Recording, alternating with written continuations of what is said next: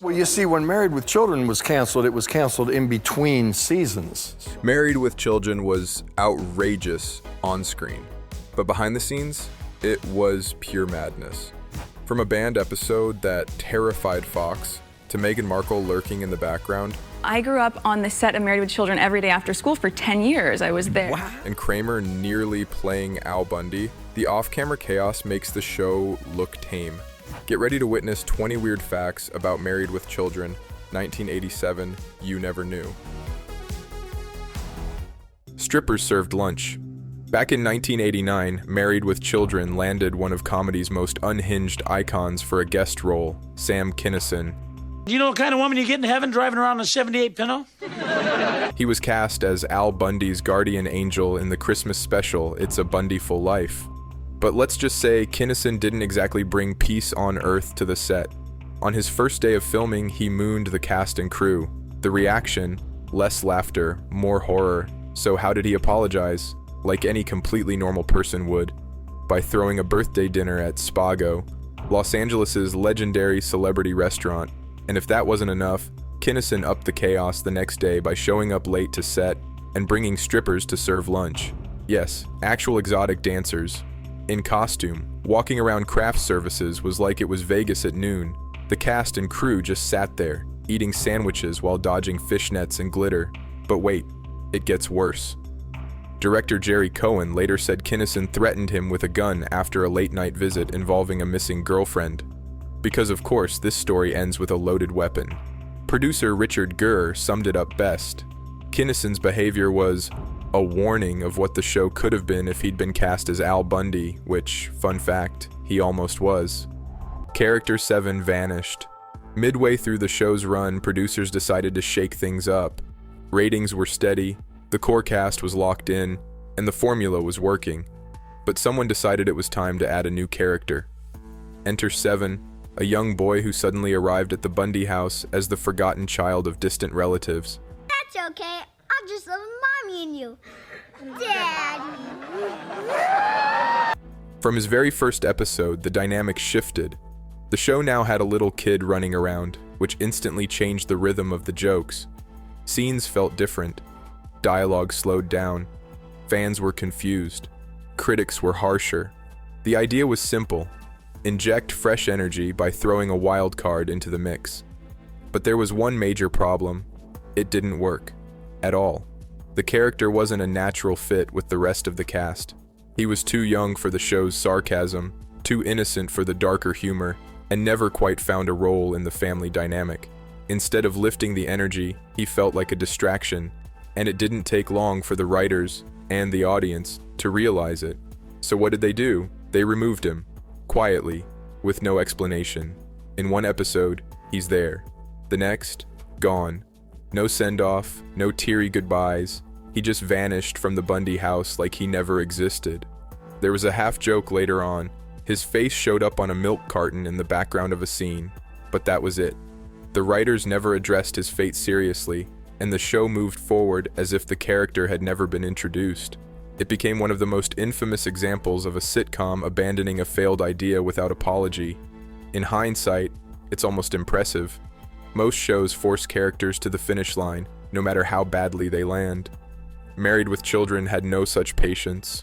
7 came in uninvited, he left unnoticed, and the show was better off without him. Applegate's secret anorexia. On screen, Kelly Bundy was the confident, leggy blonde who could shut down her brother with one insult and a flip of her hair. Off screen, Christina Applegate was starving herself to death. In a 2024 interview, Applegate revealed that during the height of Married with Children, she was deep in a battle with anorexia. Applegate in tears, recalling first learning of her multiple sclerosis diagnosis. A struggle nobody knew about at the time. At her worst, she says she was eating 5 almonds a day. Not a joke, literally 5. She was 16 when the show started, a teenager playing a sex symbol on a show built around punchlines and panty shots. The pressure was brutal. She says a certain person on set constantly commented on her weight, body, and appearance every single day. That voice stayed in her head long after the cameras stopped rolling. To keep up with the image the industry demanded, Applegate stopped eating, and everyone thought she was just being disciplined. She wasn't. She was sick. and no one said a word. Looking back now, she says, "I was really anorexic, and I never looked at myself that way, at all." I just deprived myself of food for years and years and years. It took years for her to understand what she was going through, and she only opened up about it recently after being diagnosed with MS and realizing how much trauma she'd pushed down. Tina and Jamie aren't letting MS bring them down. In fact, that bond they created led them to a new venture. It's a hard truth. While Married with Children made her a star, it also nearly broke her. Behind the laughs, the ratings, and the miniskirts, there was a teenager just trying to survive, one almond at a time. Wrestler-inspired Bundy. The family's last name, Bundy, wasn't just a random pick out of a phone book. It was a nod to King Kong Bundy. Because once we unload your mom, it's harder than hell to squeeze her back in. She kicks like a mule. The 450-pound professional wrestler who used to body slam people for a living in the WWF. Yep. The most dysfunctional family on TV was named after a man whose signature move was flattening opponents like pancakes. And the creators didn't even try to hide it. They were massive wrestling fans, so much so that they didn't stop with the name. They cast King Kong Bundy in the show twice. He first appeared as Peggy's brother, Uncle Irwin, in season 3, then returned years later as a government agent named, wait for it, Bundy. That's how committed they were to the bit. So while other sitcoms were naming characters after literary figures or old-school family names, Married with Children said, "Nah, let's name ours," after a guy who once demanded a 5 count instead of a 3 count just to prove how badly he destroyed his opponent. Show cancellation. After over a decade on air, Married with Children didn't go out with a bang. It didn't even get a goodbye. The show had done what few others could. It helped launch a brand new television network. When Fox debuted in the late 1980s, it had no legacy, no audience, and no guarantee of survival. Married with Children changed that. It brought attention, controversy, and a steady stream of loyal viewers. It was Fox's first primetime show, and for years, it was a cornerstone of the lineup, which made its cancellation even harder to believe. Not because it happened, but because of how it happened. There was no official announcement to the cast, no farewell episode. Ed O'Neill, who led the show for all 11 seasons, didn't hear the news from an agent, a producer, or the network. He was on vacation when he overheard a couple talking about an article they'd read in the paper, casually mentioning that Married with Children had been canceled. That was the moment he found out. A year later, they're casting Married with Children, and they can't get the Bundy guy. Other cast members learned in similar ways, some from fans, some from the press, none directly from the executives who had benefited from the show's long success. The lack of closure was a gut punch. There were no plans for a proper ending, no opportunity to tie up storylines, and no celebration of what the cast and crew had built. After 259 episodes, the show simply disappeared from the schedule. It wasn't just unceremonious, it felt personal. Katie Sagal later reflected that the series was often neglected by the network, despite its massive influence. The decision to cancel it without notifying the cast only confirmed that. In the end, the show that helped put Fox on the map was quietly erased from it. Without fanfare, without thanks, and without the send-off it deserved. Recast Bud and Kelly. When Married with Children shot its original pilot, something didn't feel right. And it wasn't the writing or the pacing, it was the kids. The first versions of Bud and Kelly were played by Hunter Carson and Tina Caspary, two solid young actors who just didn't fit. They weren't bad, they just felt too sweet, too clean, like they belonged on a different network entirely. Ed O'Neill noticed it immediately. The chemistry was flat. The family didn't pop, so he did something you don't normally do when you're the new guy in a cast. He went to the producers and told them the kids needed to be replaced. That one decision changed everything. In came David Faustino, just 13. How am I gonna pay my bills? Well, if Kelly ever graduates, we're gonna have a heck of a lawsuit against the Board of Education. And Christina Applegate, who almost said no after reading the script. She thought it was gross. A wonderful selection of women's shoes. I think I'll take this lovely wiener pair. But once she saw what the show could be, she was in. Katie Sagal called it instant chemistry. The energy shifted. The tone clicked. Suddenly, the Bundys weren't just a sitcom family. They were the sitcom family for a generation raised on sarcasm and channel-flipping chaos. And the original pilot? Buried, never aired. Lost episode. The show pushed boundaries constantly. Crude jokes, outrageous plots, zero apologies. Mom, Billy parked on my skateboard. Oh, did I? Good thing you weren't on it, huh? But even it had one episode that went too far for the network that built its brand on being edgy. The episode was called I'll See You in Court. It was filmed in early 1989, edited, and scheduled to air. Then Fox pulled the plug. Not because of low quality, but because of high risk. The plot follows two couples who unknowingly get recorded while having sex in a motel, and then take legal action after finding out. Even by the show's usual standards, the jokes were explicit, the tone was aggressive, and the subject matter made network execs squirm. Could you describe how you saw the accident? Well, we picked our heads up and Picked your heads up. Fox's standards department flagged 15 separate issues, a number way beyond the norm, and demanded edits. The producers agreed to most of the changes, but not all. They refused to gut the episode's core, so the network shelved it. For years, I'll See You in Court became known as the lost episode. It never aired during the original run. No reruns, just rumors. It didn't see the light of day until 2002, when FX finally aired it in a slightly edited format. The full uncensored version remained DVD only. For a show built on crossing lines, this was the one time it went so far that even its network had to say, "Not this one." Kramer nearly played Al. Long before Ed O'Neill made Al Bundy a TV icon, the role nearly went to someone completely different. Michael Richards, best known as Kramer from Seinfeld. In 1986, Richards auditioned for the part of Al Bundy. He came in, performed his scene, and left casting directors a little stunned. According to people in the room, his audition was very odd, and that's coming from a team looking for weird. Richards was already known for his wild energy and offbeat delivery, but it was exactly that over-the-top style that made the producers hesitate. Al Bundy wasn't supposed to be loud or explosive. He was tired, bitter, quietly miserable in a way audiences could relate to. Michael Richards was funny, but he wasn't the right kind of funny for this show. He didn't get the part, and that turned out to be the best-case scenario for everyone involved. A few years later, Richards landed the role of Kramer on Seinfeld, and everything clicked.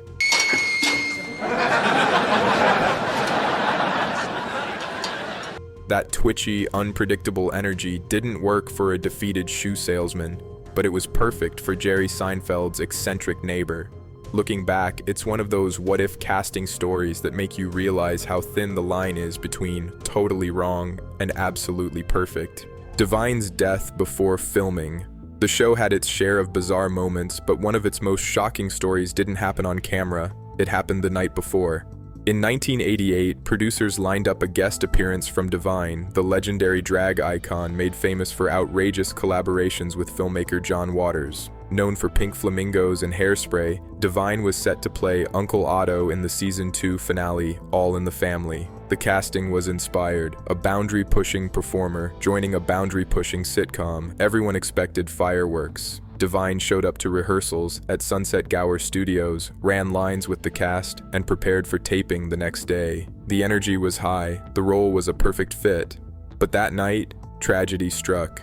At just 42 years old, Divine died in his Los Angeles hotel room of heart failure. He never made it to the shoot. What was supposed to be a groundbreaking guest spot instantly turned into a moment of mourning for the entire production. The loss resonated beyond the sitcom. Divine wasn't just an actor. He was a trailblazer in drag, performance art, and queer visibility at a time when mainstream television rarely acknowledged any of it. His presence on Married with Children would have been historic, and his death left a space that couldn't be filled. The producers dedicated the episode to Divine's memory, a small gesture that carried weight. It wasn't just about a missed role. It was about honoring a performer who lived loudly, challenged norms, and inspired a generation of outsiders. O'Neill's Sigh audition. The casting room was full of actors trying to be Al Bundy, loud, bitter, dramatic. Ed O'Neill just walked in like he already was. During his audition, he approached the set's front door, paused, let out a sigh, and slumped his shoulders like a man who'd lost every battle the day had to offer. That was it. That one physical beat, exhausted, defeated, familiar, sold the character better than anything in the script. Nobody else did it. Nobody else even thought to. And that tiny detail is what landed him the role. But the real reason he was in the room at all, a Fox executive had seen O'Neill years earlier playing Lenny in a stage production of Mice and Men in Hartford, Connecticut. When it came time to cast Married with Children, that performance stuck. O'Neill didn't just audition, he walked through the door already in character, and from that moment on, Al Bundy belonged to him, Al Bundy's real-life model. Long before Married with Children ever aired, the tone of the show was already taking shape, not in a writer's room, but in a working-class neighborhood in Ohio. Ed O'Neill had grown up watching a man who embodied everything the show would later satirize. A father of 5, beaten down by the day-to-day grind, walking through life like he was stuck in a permanent losing streak. No drama, no collapse, just quiet misery baked into every movement. That memory stuck. When the time came to shape his performance, O'Neill didn't invent the character from scratch. He reached back to someone real, someone he once described as the most miserable human being I ever met in my life. That's the version of Al Bundy he brought to the screen. Not a sitcom dad chasing punchlines, but a guy who barely had the energy to care anymore. The slump, the sigh, the 1,000-yard stare. It wasn't exaggerated. It was observed. Sitcom ruined O'Neill's film career. When a sitcom becomes a hit, it changes everything. For the audience, it's entertainment. For the actor, it can be a trap. Ed O'Neill was a classically trained actor, theater background, drama chops. He could play serious, and did, in early roles. But once Married with Children took off, something strange happened. 4, 6, 8, oh, no, wait a minute, it's twins. 12, 14, 6. Hollywood stopped seeing him as anything but Al Bundy. He was cast in the 1991 Vietnam War film Flight of the Intruder, a serious, gritty role. But when test audiences saw him appear on screen, they laughed. Not because he was funny, but because they couldn't unsee the sitcom dad. The association was that strong. Producers ended up recasting the role entirely. O'Neill later said, "I was taken out of a film because people couldn't stop laughing." The show made him a household name, and at the same time, quietly derailed his shot at a movie career. That kind of fame doesn't come with balance. It locks in your face, your voice, your rhythm, and sometimes it locks you out of everything else. He eventually found a second act, but for years, serious roles were out of reach, all because audiences couldn't separate the man from the couch he was slumped on. Fake Chicago location. The show claimed it was set in suburban Chicago, complete with Midwestern misery and Windy City references, but in reality, that famous Bundy house was nowhere near Illinois. The exterior shots were filmed in Los Angeles, not far from the Encino area. Specifically, the real house used for establishing shots was located on Castlewood Drive, surrounded by palm trees and California sunshine, two things you'd never catch Al Bundy appreciating. Only the outside was real.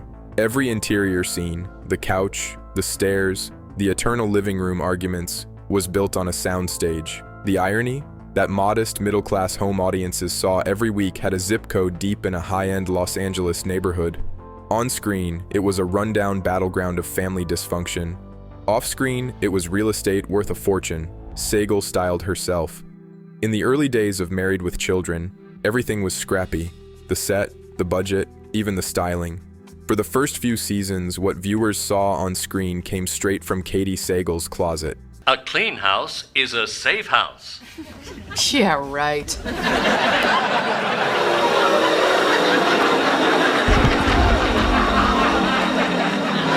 That towering red bouffant, she styled it herself. Those wild, tight outfits, her idea.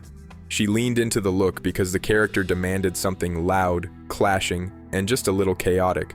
But it wasn't until the studio paid for a custom wig that she realized something had changed. That's when she knew the show had officially arrived. As she put it, wigs are not cheap. The network wasn't spending on extras unless it mattered. Suddenly, the hair wasn't just a look, it was a line item in the budget. And from that point forward, she no longer had to do it herself. The costume became a signature, but behind the scenes, it marked a turning point. When a low-budget underdog of a show proved it had staying power, one teased up strand at a time. Garrison quit for theater. Most actors spend years trying to land a hit sitcom. Few walk away from one on purpose, especially while it's still climbing. David Garrison did exactly that. Beard is a decision. Fine. Next time you want to grow a beard, do it. He was part of the original cast, played a key role in the show's early dynamic, and had great on-screen chemistry with the rest of the cast. But after 4 seasons, he packed up and left, not because of drama, money, or burnout, but because he missed the stage.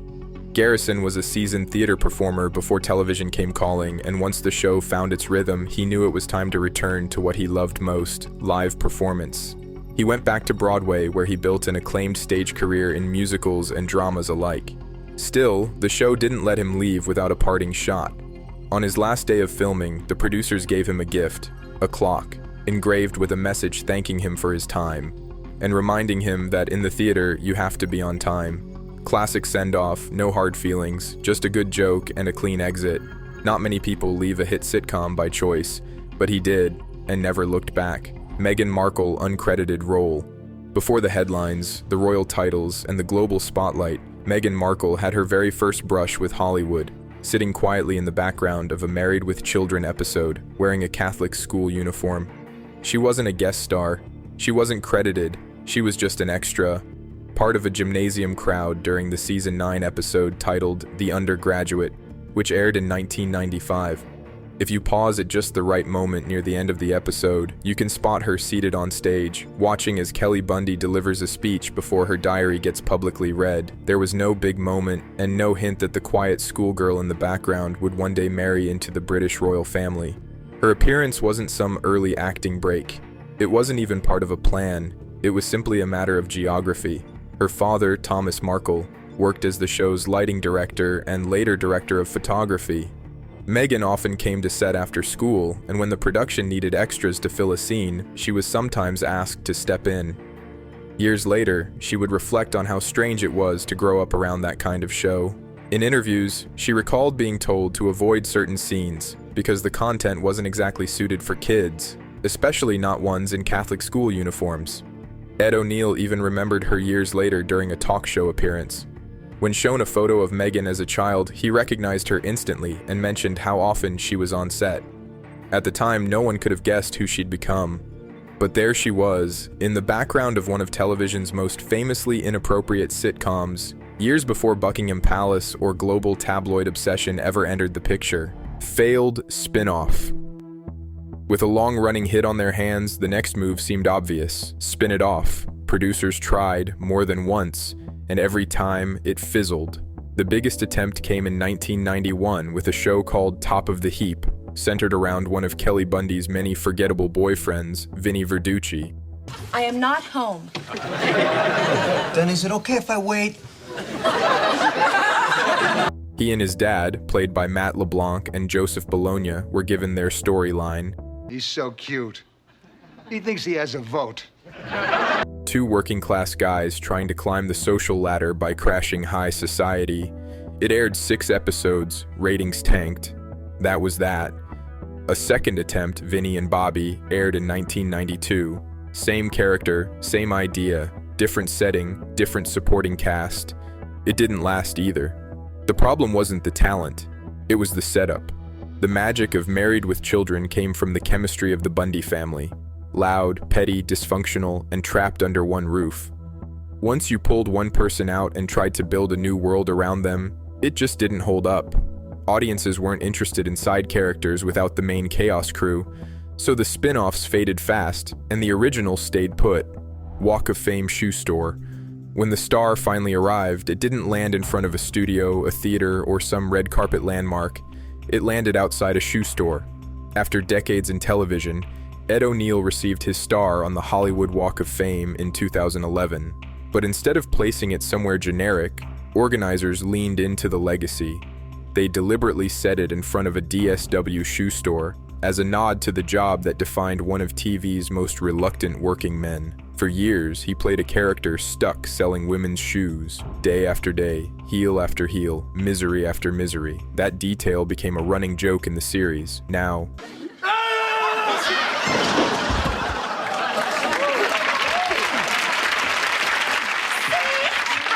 told you I was a size 5! It was part of the real-life tribute. O'Neill leaned into it with a smile, joking that it made sense for a shoe salesman to finally be on the sidewalk. Most stars get ceremony and symbolism. He got both, plus a location that couldn't have been more on-brand. O'Neill in all 259 episodes. Across 11 seasons, hundreds of storylines, and more than a decade of dysfunctional comedy, the cast of Married with Children rotated in and out. Supporting players came and went. Some left for new projects, others were written out. Even family dynamics shifted. But through it all, one person was there every single week. Ed O'Neill is the only cast member who appeared in all 259 episodes of the series. No breaks. From the very first scene in 1987 to the show's abrupt end in 1997, he was the constant center of the chaos. That consistency says a lot about how the show was built. While other characters had their own arcs and comedic moments, everything ultimately spun around the weary, sarcastic, perpetually defeated man at the center of the Bundy household. Without him, there was no show. Other sitcoms often rely on ensemble dynamics, and in many cases, episodes can survive if one character sits out. That was never the case here. The writers leaned so heavily on O'Neill's presence, his size, his timing, his body language, that leaving him out of an episode wasn't even an option. He was the rhythm. It also explains why he was the one actor whose career was both defined and limited by the role. He became inseparable from the character. And while it cost him opportunities in film, it also secured him a place in sitcom history. The star on the Hollywood Walk of Fame, fittingly placed outside a shoe store, underscores that legacy. For 260 straight episodes, the couch was filled, the insults flew, and the laugh track rolled. And no matter how wild the plots got or how bizarre the side characters became, one thing never changed.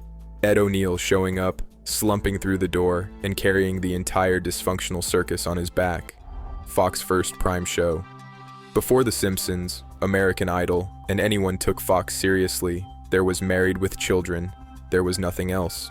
When the show aired in April 1987, it became Fox's very first primetime broadcast. The pilot episode was the opening act for an entire network that didn't even have 7 nights of programming yet. No one knew if it would work. Even the cast didn't think people would watch it. Katie Sagal later said she only got the job because she wasn't like anything else on TV, and she was right. The whole show wasn't. Where other networks pushed picture-perfect families solving problems with hugs, Married with Children gave viewers insults, failure, and a dad who could barely get off the couch. That was the point, and it stuck. The show pulled in just enough attention and controversy to give Fox a foothold in primetime. It wasn't just the Bundys who got a shot, it was the entire network. So yeah, Married with Children didn't just break the mold, it was the foundation. Thanks for watching. If you had fun, be sure to like, subscribe for more throwbacks, and share this with friends who love classic sitcoms.